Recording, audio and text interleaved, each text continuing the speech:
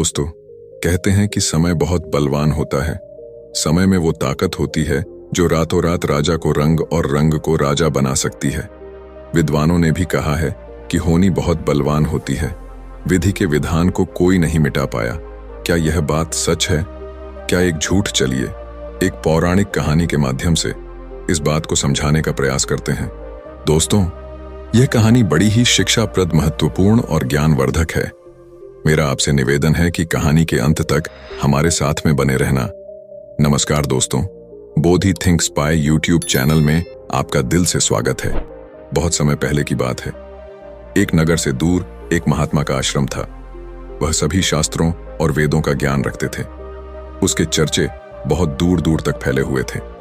उसके पास दूर दूर से लोग अपना भाग्य दिखाने के लिए आते थे। वह महात्मा बहुत ही ज्ञानी थे। जिन लोगों का भी भाग्य देखकर उन्हें बताते थे, वह बात सच साबित होती थी। दूर से ही उनका भाग्य पढ़कर यह बता देते थे कि उनके भाग्य में क्या लिखा हुआ है। भूतकाल, भविष्य और वर्तमान तीनों कालों का ज्ञान रखते थे। उसी नगर में एक पति और उसकी पत्नी रहते थे। उसकी पत्नी धर्म और आस्था में बहुत विश्वास रखती थी। उनके कोई संतान नहीं थी। गांव के लोगों से सुना था कि गांव में एक महात्मा है जो किसी का भी भाग्य बता देते हैं कि उसके भाग्य में क्या लिखा है। उन्होंने सोचा कि क्यों ना हम भी एक बार उस महात्मा के दर्शन कर, और अगली सुबह वह पंडित और उसकी पत्नी उस महात्मा से मिलने के लिए निकल जाते हैं। वे दोनों उस महात्मा के आश्रम आकर रोने लग जाते हैं।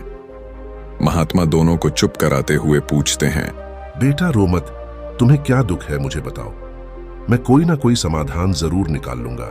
तब पंडित कहता है, गुरुदेव, हमारे कोई संतान नहीं है। यह दुख हम दोनों को हर दिन अंदर सिखाता रहता है। हमने आपका बहुत नाम सुना है, तभी हम आपके पास आए हैं। आप हमारा भाग्य देखकर बताओ कि हमारे जीवन में पुत्र सुख है या नहीं। फिर महात्मा कहते हैं, तुम चिंता मत करो। तभी महात्मा पंडित की पत्नी को आश्रम के मंदिर से 2 सेब लाकर देता है और कहता है, इनको आप दोनों पति पत्नी खा लेना, तुम्हें अवश्य ही संतान प्राप्ति होगी। उसके बाद वह दोनों महात्मा को प्रणाम करके वहां से अपने घर चले आते हैं। कुछ महीनों के बाद वैसा ही होता है।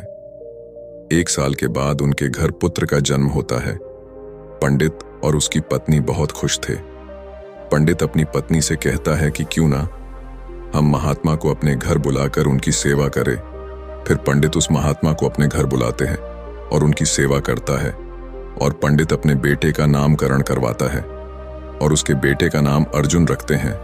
तभी पंडित कहता है, गुरुदेव, आप हमारे बच्चे का भविष्य देखकर बताओ कि हमारा पुत्र जीवन में क्या करेगा। तभी वह महात्मा कहता है, अभी इसको बड़ा होने दो। जब इसकी आयु 8 वर्ष की हो जाए तब इसको मेरे पास लेकर आना, मैं इसका भाग्य अवश्य बता दूंगा। यह बोलकर महात्मा वहां से चले आते हैं। धीरे धीरे समय गुजरता गया। पंडित का बेटा अब 8 वर्ष का हो गया था। एक दिन पंडित अपने बेटे को लेकर उस गुरु के आश्रम जाते हैं तो वह देखते हैं कि वहां लोगों की भीड़ लगी हुई थी। तब पंडित का लड़का पंडित से पूछता है, पिताजी, यह सब क्या हो रहा है? तब पंडित अपने बच्चे को बताता है कि यह महात्मा त्रिकालदर्शी है। इनको भविष्य का पता चल जाता है। यह सब लोग अपने अपने भविष्य का पता करने यहाँ आए हुए हैं। तब वह पंडित का लड़का उन गुरुदेव के पास जाता है और कहता है, गुरुदेव, आप मेरा भी भविष्य देखो ना।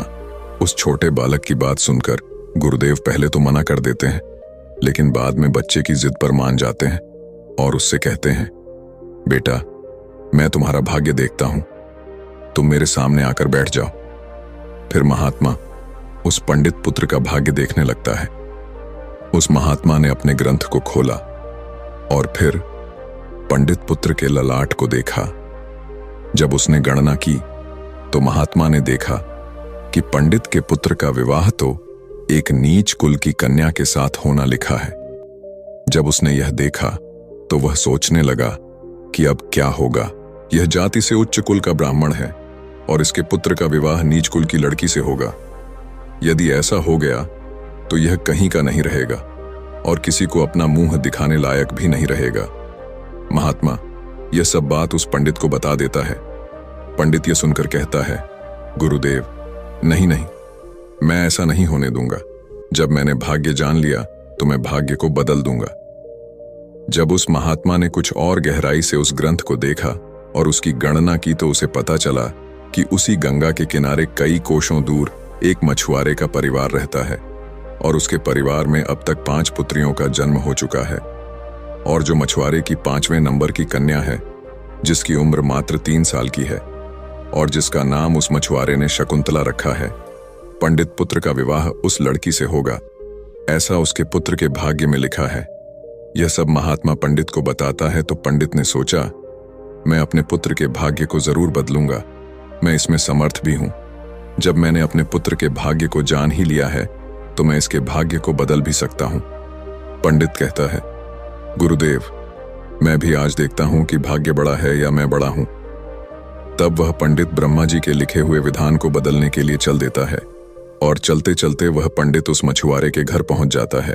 जब उस मछुआरे ने देखा कि उज्जैन के एक महान पंडित उसके द्वार पर खड़े हैं तो उस मछुआरे ने उस पंडित का बड़ा ही आदर सत्कार किया और कहने लगा, मुझ गरीब की कुटिया में आप पधारे हैं, यह तो मेरे लिए सौभाग्य की बात है। पंडित कहने लगा, हे मछुआरे, मैं किसी उद्देश्य से तुम्हारे पास आया हूं। मैं तुमसे यह जानना चाहता हूं कि तुम्हारे घर में किसी 3 साल की कन्या ने जन्म लिया है। तो मछुआरा कहने लगा, हाँ, हमारे घर में एक पुत्री ने जन्म लिया है जिसकी आयु अभी 3 वर्ष होगी। पंडित ने कहा, क्या उसका नाम शकुंतला है? तो मछुआरे ने कहा, जी पंडित जी, उसका नाम शकुंतला है। पंडित ने कहा, हे मछुआरे, मेरा गुरु त्रिकालदर्शी है, उन्होंने मुझे कुछ मंत्र दिए हैं। मैं तो इस रास्ते से जा रहा था तो मैंने देखा तुम पर तो बड़ा गौर संकट आने वाला है।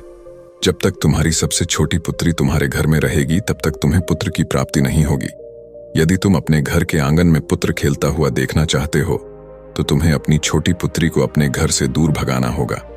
पंडित के ऐसे वचनों को सुनकर मछुआरा बोला, पंडित जी, अभी वह तो नवजात बालिका है, उसकी आयु तो भी मात्र 3 वर्ष की है, मैं उसे ऐसी हालत में कहां छोड़ सकता हूं? पंडित ने कहा, हे मछुआरे, जब मैं तुम्हें यह बता सकता हूं तो मैं तुम्हारी सहायता भी कर सकता हूं। हे पंडित, उसे कहते हैं कि मेरी कोई पुत्री नहीं है। तुम एक काम करो, तुम अपनी इस कन्या को मुझे दे दो, मैं इसका पालन पोषण करूंगा और जब यह बड़ी हो जाएगी तो मैं अच्छा सा वर ढूंढकर इसका विवाह भी कर दूंगा। फिर वह मछुआरा पुत्र की लालसा में अपनी नवजात पुत्री को उस पंडित को दे देता है। पंडित मन ही मन बहुत खुश होता है और उस छोटी सी कन्या को लेकर चल देता है। चलते चलते वह पंडित सोचता है कि इस कन्या को मैंने मार दिया तो मुझे बाल हत्या का पाप लग जाएगा। फिर उस कन्या से छुटकारा पाने के लिए वह पंडित एक लोहार के पास जाता है और उस लोहार से एक लकड़ी का एक छोटा सा बक्सा बनवा है और उस बक्से में वह उस नवजात कन्या को सुलाकर नदी के जल में प्रवाहित कर देता है। और पंडित सोचने लगता है कि यह बक्सा कुछ दूर ही जाएगा और अपने आप ही डूब जाएगा और यह लड़की भी मर जाएगी।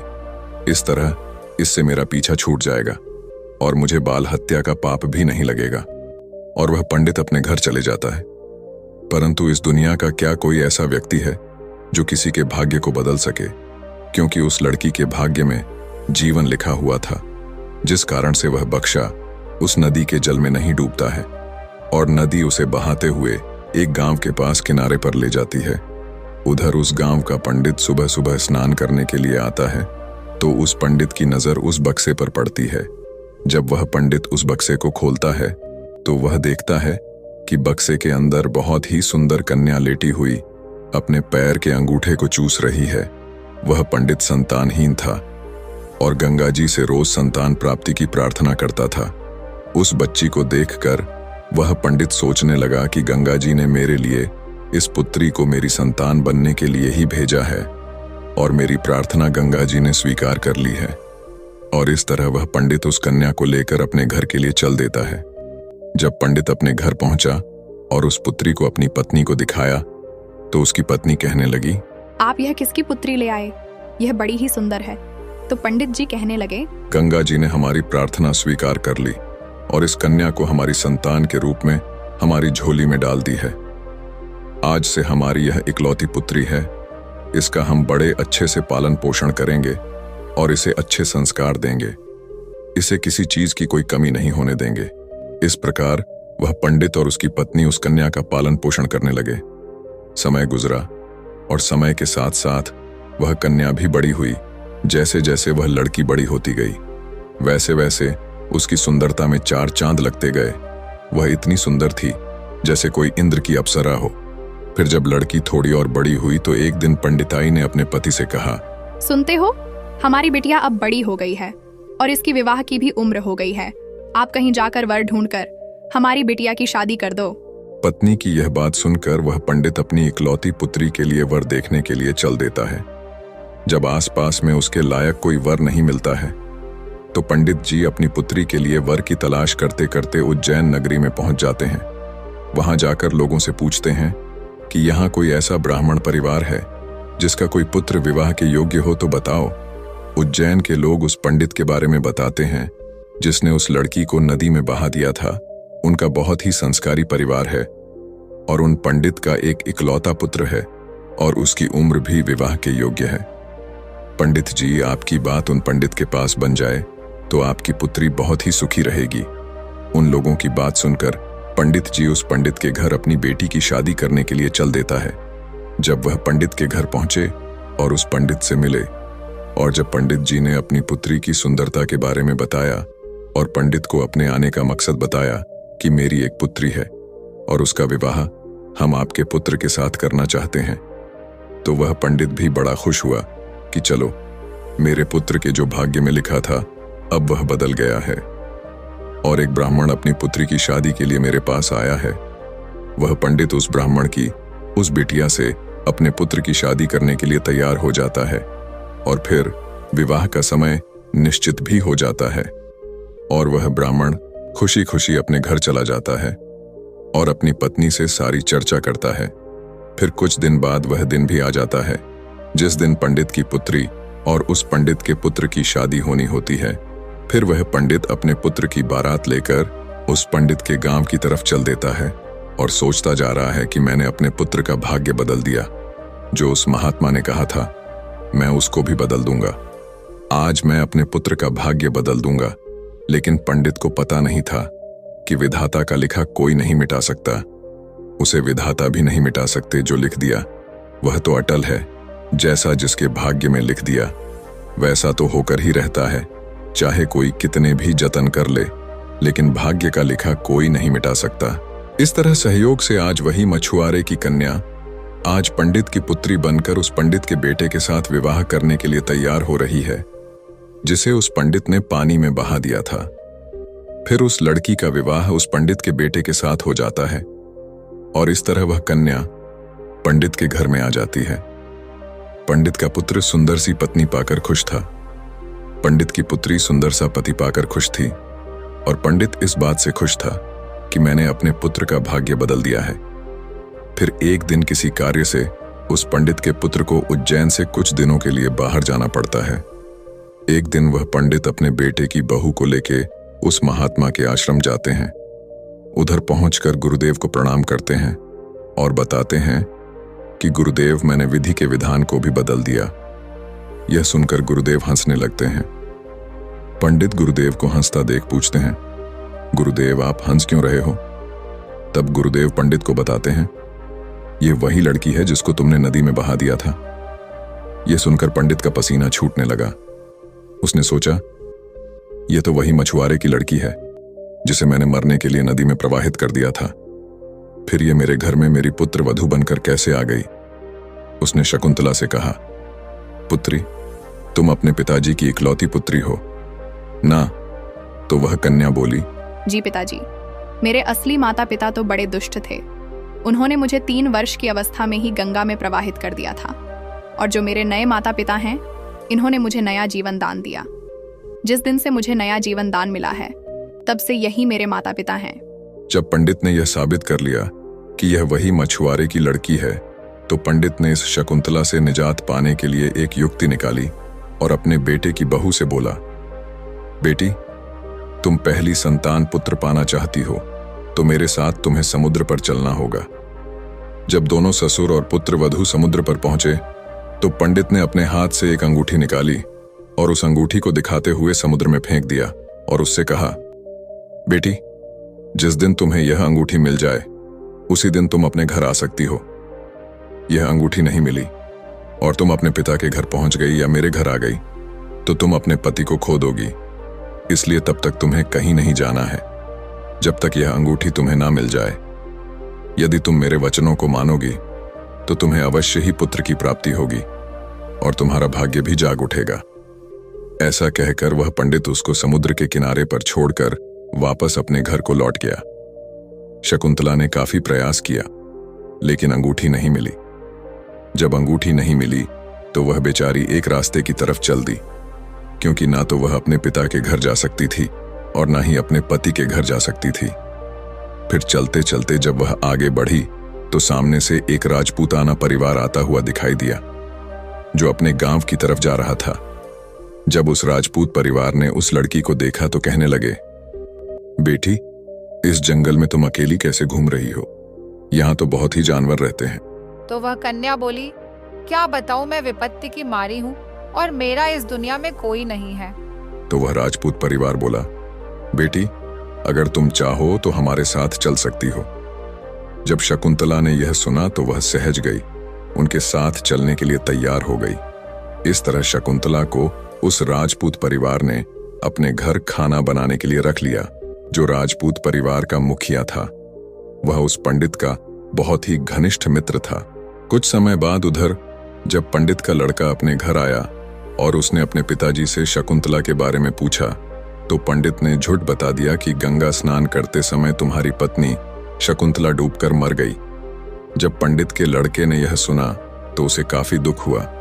उधर राजपूत परिवार जिस गांव में निवास करता था उस गांव का एक पंडित अपने लड़की का रिश्ता लेकर उसी पंडित के घर पहुंच गया। उस पंडित ने पंडित से जब अपनी पुत्री के विवाह के लिए प्रस्ताव रखा तो पंडित ने उस पंडित से कहा, हम अपने पुत्र के साथ तुम्हारी पुत्री का विवाह तो कर लेंगे, लेकिन विवाह से पहले हम तुम्हारी पुत्री को देखेंगे और उसके बाद ही विवाह करेंगे। क्योंकि पंडित को डर था कि कहीं मछुआरे की वही कन्या फिर से विवाह ना कर ले जो उसके लड़के के भाग्य में लिखी है। वह पंडित उस पंडित की शर्त मानने के लिए तैयार हो गया और अपने गांव को वापस लौट गया। अब पंडित अपने पुत्र के लिए लड़की देखने को उस पंडित के गांव की तरफ चल दिए। उधर जो अंगूठी उस पंडित ने समुद्र में फेंकी थी उसे एक मछली निगल गई। एक दिन किसी मछुआरे ने समुद्र में जाल फेंका तो उसे वही मछली मिली जो अंगूठी निकल गई थी। उस जाल में वह फंस गई। मछुआरा पकड़ी हुई। मछली को बेचने के लिए वहीं पहुंच गया जहां वह राजपूत परिवार रहता था। परिवार के मुखिया को मछली खाना बहुत ही पसंद था, इसीलिए उस राजपूत ने उस मछुआरे से उस मछली को खरीद लिया और उस मछली को ले जाकर शकुंतला से कहा, बेटी, क्या तुम मेरे लिए मछली पका दोगी? तो शकुंतला बोली, जी पिताजी, मैं मछली तो नहीं खाती हूं, लेकिन आपके लिए जरूर बना दूंगी। इस प्रकार वह मछली लेकर रसोई में काटने लगी। जब शकुंतला ने उस मछली को काटा तो उसके पेट में से वही अंगूठी निकलकर जमीन पर गिर पड़ी। जब शकुंतला ने उस अंगूठी को देखा तो वह पहचान गई और अंगूठी पाकर बहुत खुश हुई। उधर वह पंडित अपने पुत्र को लेकर पंडित के गांव में पहुंचा और अपने बेटे से कहने लगा, हे पुत्र, इस गांव में हमारे घनिष्ठ राजपूत मित्र रहते हैं।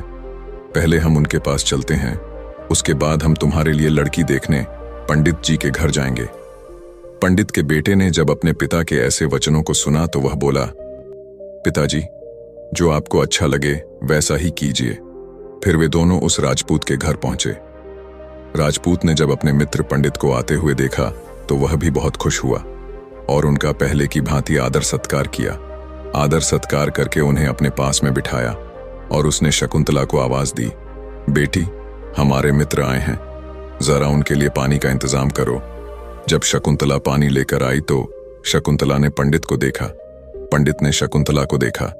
फिर जब पंडित के लड़के ने शकुंतला को देखा तो वह कहने लगा, पिताजी, आपने मुझसे झूठ क्यों बोला कि शकुंतला मर गई?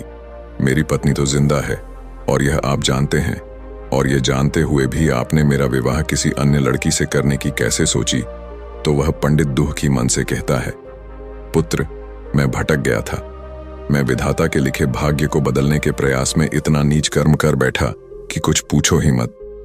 फिर उसने पूरी कहानी सभी को सुना दी और कहने लगा, मुझे अपने ऊपर कुछ ज्यादा ही घमंड हो गया था, जो विधाता के लिखे को मिटाने चला था। मैंने लाख कोशिश की, लेकिन हुआ वही जो तेरे भाग्य में लिखा था। यह कहकर उसने अपने बेटे की बहू से माफी मांगी और आदर सत्कार से उसे घर लेकर गए। दोस्तों, विधि के विधान को कोई बदल नहीं सकता, जो लिखा होता है वह जरूर होता है।